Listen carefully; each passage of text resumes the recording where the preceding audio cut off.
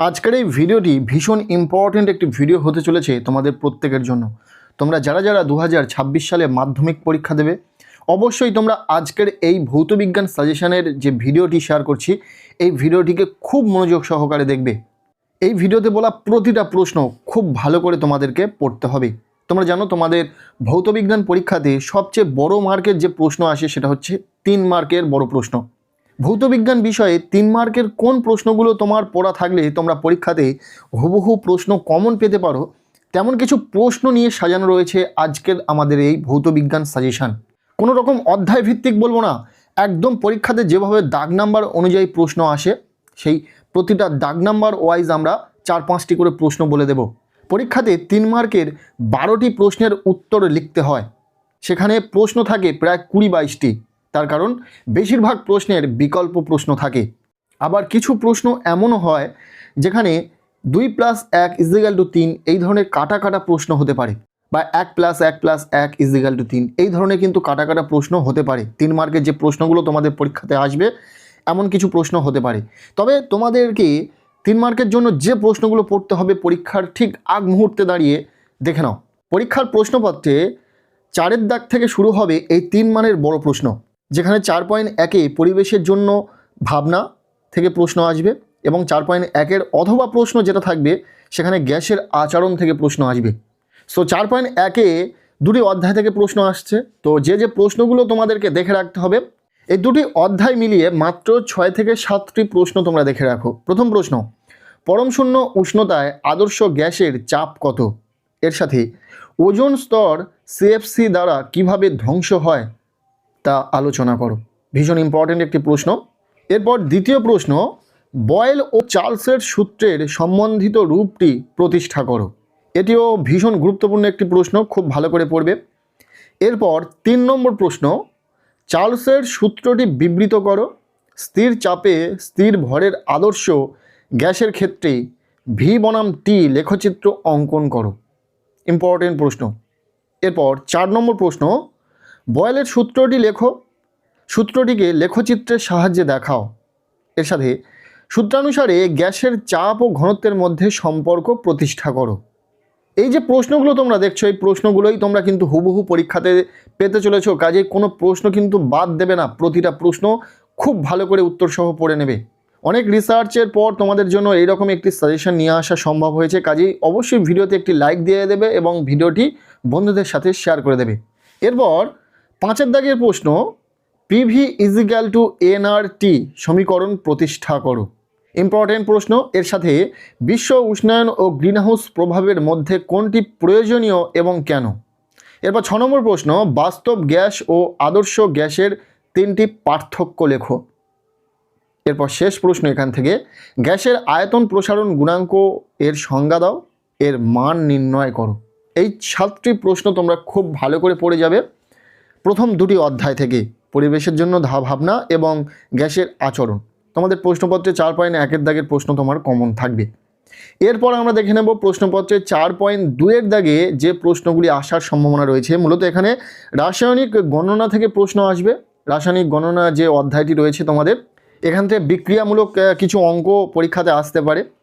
যেমন প্রথম প্রশ্ন দেখতে পাচ্ছ, মাত্র 3টি তোমাদেরকে সাজেস্ট করছি, এই 3টি প্র্যাকটিস করো। প্রথম প্রশ্ন, ক্যালসিয়াম ফসফেট এ ফসফরাসের শতকরা পরিমাণ কত? যেখানে মানগুলো কিন্তু দেওয়া রয়েছে। এরপর দ্বিতীয় প্রশ্ন, এসটিপিতে 11.2 লিটার হাইড্রোজেন উৎপন্ন করতে ন্যূনতম কী পরিমাণ আয়রনের প্রয়োজন হবে?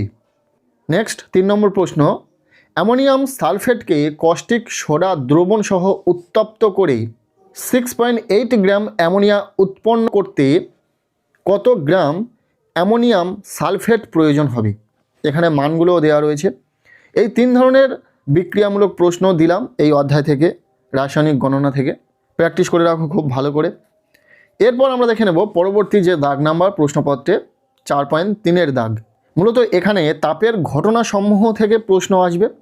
আমরা তোমাদেরকে এই অধ্যায় থেকে মাত্র 5টি প্রশ্ন সাজেস্ট করব, যেগুলো পড়া থাকলে তাহলে তোমরা প্রশ্নপত্রে 4.3-এর দাগে যে তাপের ঘটনাসমূহ থেকে প্রশ্ন আসবে সেটা কমন পাবে। প্রথম প্রশ্ন, তাপ পরিবাহিতাঙ্কের সংজ্ঞা দাও। এর সাথে এসআই পদ্ধতিতে তাপীয় রোধের একক লেখো।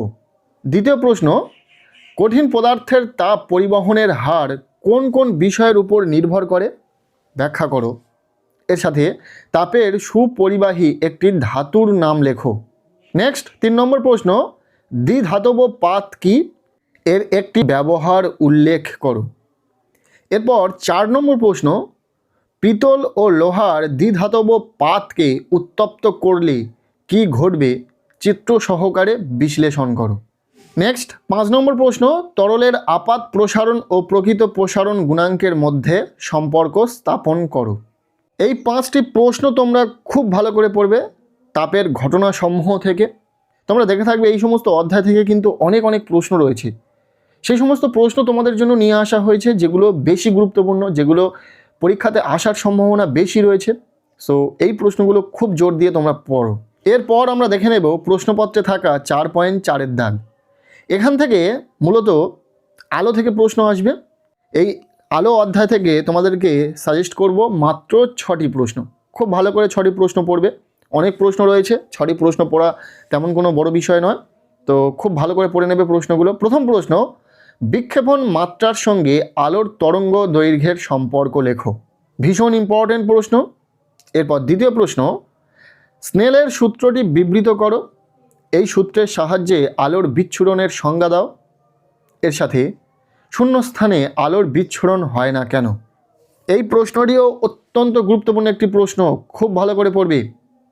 এরপর 3 নম্বর প্রশ্ন, উত্তল লেন্স দ্বারা বস্তুর অসৎ বিবর্ধিত প্রতিবিম্ব গঠনের রেখাচিত্র অঙ্কন করো। এর সাথে উদীয়মান ও অস্তগামী সূর্যকে লাল দেখায় কেন। খুবই গুরুত্বপূর্ণ প্রশ্ন। এরপর 4 নম্বর প্রশ্ন, উত্তল লেন্সের সাহায্যে কিভাবে সমশীর্ষ ও বিবর্ধিত প্রতিবিম্ব গঠন করা যায়। এর সাথে লেন্সের ক্ষমতার এককটি লেখো। এরপর 5 নম্বর প্রশ্ন, দেখাও যে প্রিজমের মধ্য দিয়ে আলোকরশ্মি প্রতিসৃত হলে চ্যুতি কোণের রাশিমালাটি ডেল্টা = I1 + I2 - A। এই প্রশ্নটি ভীষণ ইম্পর্টেন্ট পরীক্ষার জন্য, খুব ভালো করে পড়বে। এরপর 6 নম্বর প্রশ্ন অর্থাৎ শেষ প্রশ্ন, এফ ফোকাস দৈর্ঘ্যের কোনো উত্তল লেন্স থেকে 2f দূরত্বে কোনো বস্তু রাখলে প্রতিবিম্বের অবস্থান, প্রকৃতি ও আকার চিত্রসহ বর্ণনা করো। এই 6টি প্রশ্ন অত্যন্ত গুরুত্ব সহকারে তোমরা পড়বে। আলো থেকে এই 6টি প্রশ্নই তোমাদেরকে সাজেস্ট করলাম। নেক্সট তোমাদের পরীক্ষাতে থাকবে 4.5-এর দাগের প্রশ্ন। এখানেও আলো থেকে প্রশ্ন থাকবে, তবে যে প্রশ্নগুলো গুরুত্বপূর্ণ রয়েছে এই 4.5-এর দাগের প্রশ্ন হিসাবে খুব ভালো করে দেখে না। এই প্রশ্নগুলো পড়া থাকলে কিন্তু তোমাদের পরীক্ষাতে 4.5-এর দাগে যে প্রশ্ন থাকবে সেটা কমন পাবে। প্রথম প্রশ্ন, উত্তল লেন্সকে অভিসারী লেন্স বলা হয় কেন, তা ব্যাখ্যা করো। এর সাথে অবতল দর্পণের ফোকাস দৈর্ঘ্য ও বক্রতা ব্যাসার্ধের মধ্যে সম্পর্ক নির্ণয় করো। খুবই গুরুত্বপূর্ণ একটি প্রশ্ন, খুব ভালো করে পড়বে। মূলত 2টি প্রশ্ন, তবে এইভাবে কিন্তু কাটা কাটা প্রশ্ন হবে তোমাদের পরীক্ষাতে।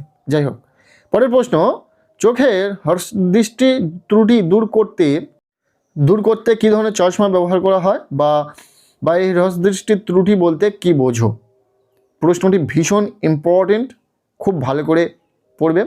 পরের প্রশ্ন, বিক্ষেপণের মাত্রার সহিত আলোর তরঙ্গ দৈর্ঘ্যের সম্পর্ক লেখো।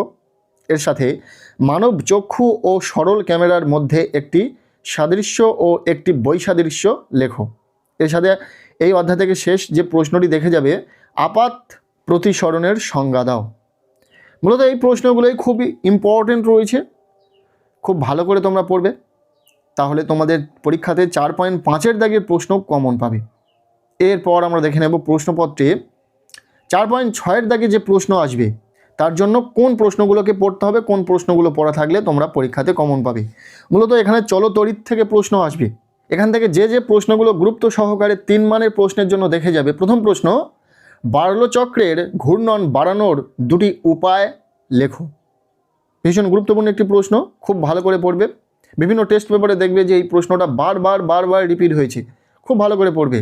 এর সাথে যে প্রশ্নটি রয়েছে, ডায়নামোতে কোন শক্তি কোন শক্তিতে রূপান্তরিত হয়। প্রশ্নটি ভীষণ ইম্পর্টেন্ট।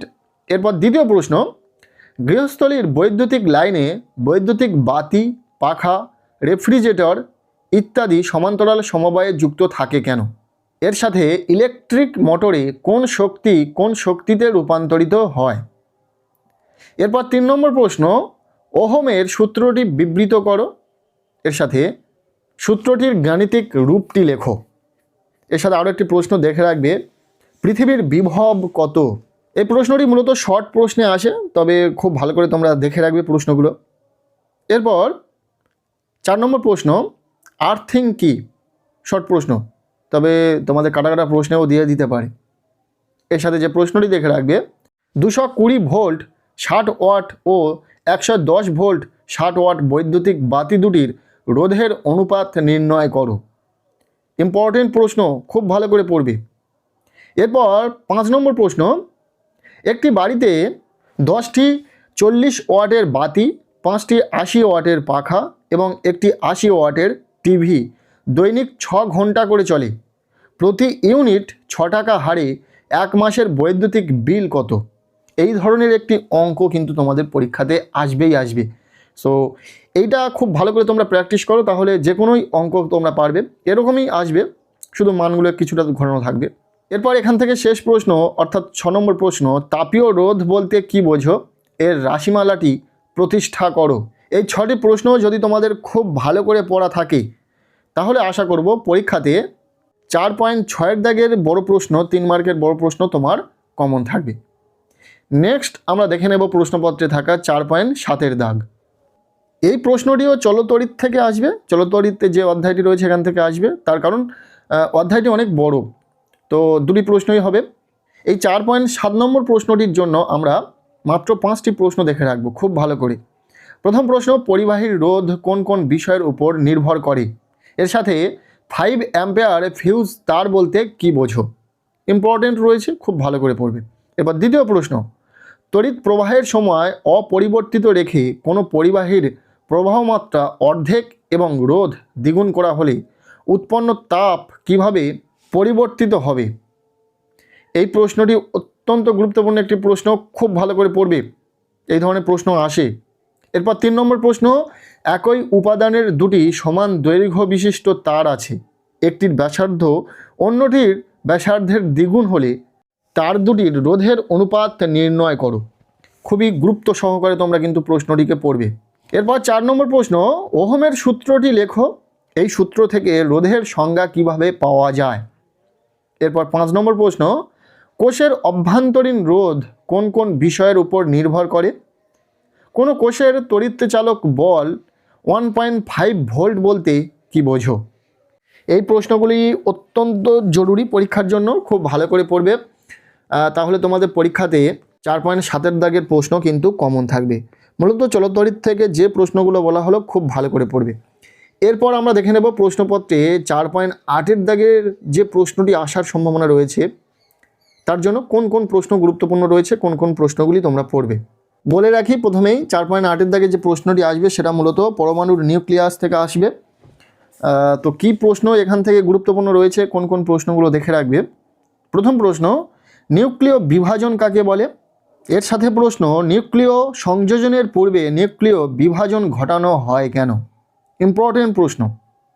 এরপর দ্বিতীয় প্রশ্ন, কপার সালফেটের জলীয় দ্রবণে জিঙ্কের একটি টুকরো যোগ করলে কি ঘটবে? এর সাথে নিউক্লিয় বিভাজন সমীকরণ সহ লেখো। অত্যন্ত গুরুত্বপূর্ণ একটি প্রশ্ন। এরপর 3 নম্বর প্রশ্ন, আলফা বিটা গামা রশ্মির ভেদন ক্ষমতা ও আয়নিত করার ক্ষমতার তুলনা করো। ইম্পর্টেন্ট প্রশ্ন। এরপর 4 নম্বর প্রশ্ন, তেজস্ক্রিয় রশ্মি পরমাণুর কোন অংশ থেকে নির্গত হয়?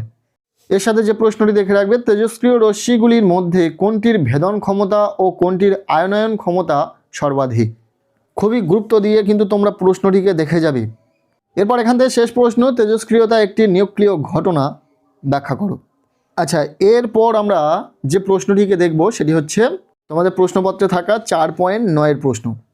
4.9 দাগে মূলত যে প্রশ্ন আসবে, অষ্টম অধ্যায় থেকে পর্যায় সারণী এবং তড়িৎ প্রবাহ ও রাসায়নিক বিক্রিয়া, এই ধরনের অধ্যায় থেকে কিন্তু প্রশ্ন আসবে। 4.9 দাগের প্রশ্নের জন্য মাত্র 5টি প্রশ্ন তোমাদেরকে সাজেস্ট করব, যেগুলি বলবো খুব ভালো করে পড়বে। প্রথম প্রশ্ন, আধুনিক পর্যায় সূত্রটি বিবৃত করো। এর মূল ভিত্তি কী? এরপর দ্বিতীয় প্রশ্ন, শর্ত ও সমিত রাসায়নিক সমীকরণ সহ ইউরিয়াকে কিভাবে শিল্প উৎপাদন করা হয় লেখো। ভীষণ ইম্পর্টেন্ট একটি প্রশ্ন, খুব ভালো করে পড়বে। এরপর 3 নম্বর প্রশ্ন, হাইড্রোজেনকে দুষ্ট মৌল বলার পিছনে সপক্ষে ও বিপক্ষে দুটি করে যুক্তি দাও। এরপর 4 নম্বর প্রশ্ন, তড়িৎ ঋণাত্মকতার সংজ্ঞা দাও। এর সাথে এই মৌলগুলির ক্রমহ্রাসমান তড়িৎ ঋণাত্মকতা অনুসারে সাজাও। এই প্রশ্নটি কিন্তু ভীষণ ইম্পর্টেন্ট, বিভিন্ন টেস্ট পেপারে বারবার রিপিট হয়েছে, খুব ভালো করে পড়বে। এরপর 5 নম্বর প্রশ্ন, সন্ধিগত মৌলের বৈশিষ্ট্য লেখো, একটি উদাহরণ দাও। এই 5টি প্রশ্নই তোমরা খুব ভালো করে পড়ো এখান থেকে। এরপর আমরা দেখে নেব প্রশ্নপত্রে 4.10 দাগে যে প্রশ্ন আসে তার জন্য মাত্র 3টি গুরুত্বপূর্ণ প্রশ্ন। প্রথম প্রশ্ন, তড়িৎ বিশ্লেষণের সাহায্যে অ্যালুমিনিয়াম ধাতু নিষ্কাশনের ব্যবহৃত তড়িৎ বিশ্লেষ্য তড়িৎদ্বার এবং তড়িৎদ্বারে সংঘটিত বিক্রিয়াগুলি লেখো। ভীষণ ইম্পর্টেন্ট, খুব ভালো করে পড়বে। এরপর দ্বিতীয় প্রশ্ন, অ্যানোড কি, এর গুরুত্ব লেখো। এরপর 3 নম্বর প্রশ্ন, তড়িৎ লেপনের উদ্দেশ্য কি? কোনো বস্তুর উপর সোনার প্রলেপ দিতে তড়িৎ বিশ্লেষ্য হিসাবে কি ব্যবহার করা হয়? এই মাত্র 3টি প্রশ্ন যদি তোমাদের পড়া থাকে তাহলে তোমরা তোমাদের পরীক্ষাতে 4.10 দাগে যে 3 মার্কের বড় প্রশ্ন আসবে সেটা কমন পাবে। তো খুবই ভালো কথা, এই 3টি প্রশ্নই তোমরা খুব ভালো করে পড়বে। এরপর আমরা দেখে নেব প্রশ্নপত্রে 4.11 দাগে যে প্রশ্নটি আসার সম্ভাবনা রয়েছে তার জন্য যে প্রশ্নগুলি গুরুত্বপূর্ণ রয়েছে সেই প্রশ্নগুলি দেখে নেওয়া যাক। বেশি নয়, মাত্র 4টি প্রশ্ন এখান থেকে খুব ভালো করে যদি দেখে যেতে পারো তাহলে কিন্তু এখান থেকে পরীক্ষাতে প্রশ্ন কমন আসার সম্ভাবনা অনেকাংশে বেড়ে যাবে। তো যে প্রশ্নগুলো এখান থেকে গুরুত্বপূর্ণ রয়েছে, প্রথম প্রশ্ন, স্পর্শ পদ্ধতিতে সালফার ডাইঅক্সাইড থেকে সালফার টাইঅক্সাইডের শিল্প উৎপাদনের শর্তসহ সমিত রাসায়নিক সমীকরণ লেখো। এর সাথে উৎপন্ন সালফার টাইঅক্সাইড থেকে কিভাবে সালফিউরিক অ্যাসিড প্রস্তুত করা হয়, এই সমীকরণ বা বিক্রিয়াটা তোমাদেরকে দেখাতে হবে। তো ভীষণ ইম্পর্টেন্ট একটি প্রশ্ন, খুব ভালো করে তোমাদেরকে পড়তে হবে। এরপর দ্বিতীয় প্রশ্ন, হেবার পদ্ধতিতে অ্যামোনিয়া প্রস্তুতির শর্ত ও সমিত সমীকরণ লেখো। এর সাথে অ্যামোনিয়ার কোন ধর্মের জন্য একে হিমায়ক রূপে ব্যবহার করা হয়? ভীষণ ভীষণ গুরুত্বপূর্ণ একটি প্রশ্ন, খুব ভালো করে পড়বে। এখানে থাকা কোনো প্রশ্নই কিন্তু তোমরা মিস করবে না। অনেক সমীকরণ রয়েছে, অনেক রাসায়নিক বিক্রিয়া রয়েছে, তার মধ্যে থেকে যেগুলো তোমাদের পরীক্ষাতে আসতে চলেছে তেমন কিছু গুরুত্বপূর্ণ প্রশ্ন তোমাদের জন্য নিয়ে এসেছি। কাজেই কোনো প্রশ্ন বাদ দেবে না, প্রতিটা প্রশ্ন খুব ভালো করে পড়বে। যেমনটা তোমাদেরকে বলেছিলাম 4.11 নম্বর প্রশ্নের জন্য মাত্র 4টি প্রশ্ন দেখে রাখবো, 2টি প্রশ্ন হলো, আরও 2টি প্রশ্ন। এরপর 3 নম্বর প্রশ্ন, ইউরিয়ার শিল্প উৎপাদনের শর্ত ও সমিত রাসায়নিক সমীকরণ উল্লেখ করো। এরপর 4 নম্বর প্রশ্ন, অ্যাসওয়ার্ল্ড পদ্ধতিতে নাইট্রিক অ্যাসিডের শিল্প প্রস্তুতির ধাপগুলির শর্ত ও রাসায়নিক সমীকরণ লেখো। এই প্রশ্নগুলো তোমাদেরকে পড়তে হবে, এই 4টি প্রশ্ন যদি তোমাদের পড়া থাকে তাহলে তোমরা কিন্তু পরীক্ষাতে 4.11 নম্বর প্রশ্ন কমন পাবে। এরপর আমরা দেখে নেব প্রশ্নপত্রে থাকা 4.12 দাগ অর্থাৎ শেষ দাগ নাম্বার। এখানে 2টি প্রশ্ন থাকবে, একটি প্রশ্নের উত্তর তোমাদেরকে লিখতে হবে।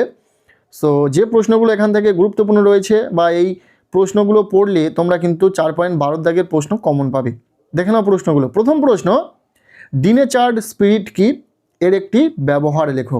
প্রথমেই বলি যে আমরা প্রতিটা দাগ নাম্বার থেকে মাত্র 5-6টি 4টি 3টি এই ধরনের গুটি কয়েক প্রশ্ন তোমাদেরকে শেয়ার করেছি। তবে এই 4.12 দাগের প্রশ্নের জন্য মাত্র 10টি প্রশ্ন তোমাদেরকে পড়তেই হবে, কিছু করার নেই। প্রতিটা প্রশ্ন কিন্তু ভীষণ গুরুত্বপূর্ণ, পরীক্ষাতে আসার মতো প্রশ্ন, কাজেই খুব ভালো করে পড়তে হবে। এর আগের অধ্যায়গুলো থেকে বা দাগ নাম্বার অনুযায়ী আমরা তোমাদেরকে মাত্র কয়েকটি করে প্রশ্ন বলে দিয়েছি, তবে লাস্ট অধ্যায় থেকে কিন্তু একটু বেশি সংখ্যায় প্রশ্ন তোমাদেরকে পড়তে হবে।